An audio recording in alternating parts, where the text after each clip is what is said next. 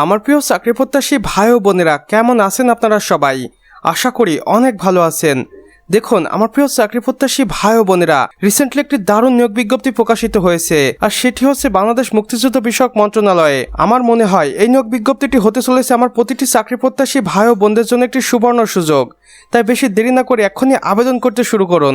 বাংলাদেশ মুক্তিযুদ্ধ বিষয়ক মন্ত্রণালয়ের বিস্তারিত তথ্য জেনে নেই। এখানে কর্তৃপক্ষ বলেছেন, বাংলাদেশ মুক্তিযুদ্ধ বিষয়ক মন্ত্রণালয়ের জনবল নিয়োগের জন্য যোগ্য বাংলাদেশি নাগরিকদের নিকট হইতে অনলাইনে আবেদন আহ্বান করা যাচ্ছে, যেখানে সর্বমোট পদের বিবরণ ও পদ সংখ্যা রয়েছে। আমরা এখানে স্পষ্টভাবে দেখতে পাচ্ছি মোট পদ সংখ্যা রয়েছে 1050টি, এবং এই নিয়োগ বিজ্ঞপ্তিটি প্রকাশিত হয়েছে প্রায় 6টি ক্যাটাগরিতে। আসুন দেখে নেই কোন ক্যাটাগরিতে কতজন লোক নিয়োগ দেওয়া হবে।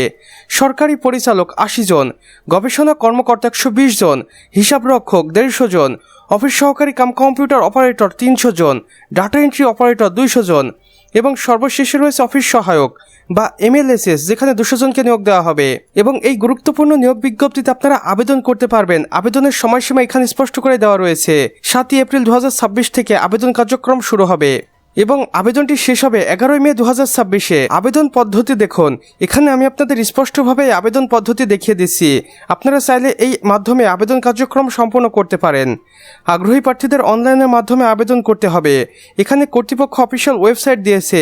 আপনারা চাইলে সরাসরি অফিসিয়াল ওয়েবসাইটের মাধ্যমে যোগাযোগ করতে পারেন কর্তৃপক্ষের নিকট। সেই সাথে আবেদন কার্যক্রম সম্পন্ন করতে পারেন সফলভাবে। শর্তাবলী দেখুন, সংক্ষেপে এখানে শর্তাবলী দিয়েছে কর্তৃপক্ষ। প্রথমে প্রার্থীকে অবশ্যই বাংলাদেশের স্থায়ী নাগরিক হতে হবে। শিক্ষাগত যোগ্যতা অভিজ্ঞতা পদের ভিত্তিতে নির্ধারণ করা হবে। বয়সসীমা হতে হবে 18 থেকে 30 বছর। বিশেষ ক্ষেত্রে কিছুটা শিথিলযোগ্য থাকবে। নিয়োগ সংক্রান্ত সকল সিদ্ধান্ত মন্ত্রণালয় কর্তৃপক্ষের উপর নির্ভরশীল। বিশেষ নির্দেশনায় কর্তৃপক্ষ আরও বলেছেন, আবেদন করার আগে বিজ্ঞপ্তির বিস্তারিত ভালোভাবে পড়তে হবে। ভুল বা অসম্পূর্ণ আবেদন বাতিল বলে গণ্য হবে।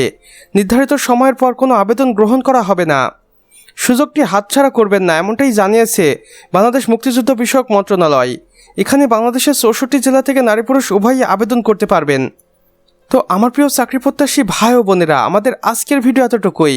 ভিডিওটি ভালো লেগে থাকলে অবশ্যই একটা লাইক করে দিবেন এবং কমেন্ট বক্সে লিখে জানাবেন আমাদের আজকের ভিডিওটি আপনাদের কেমন লেগেছে।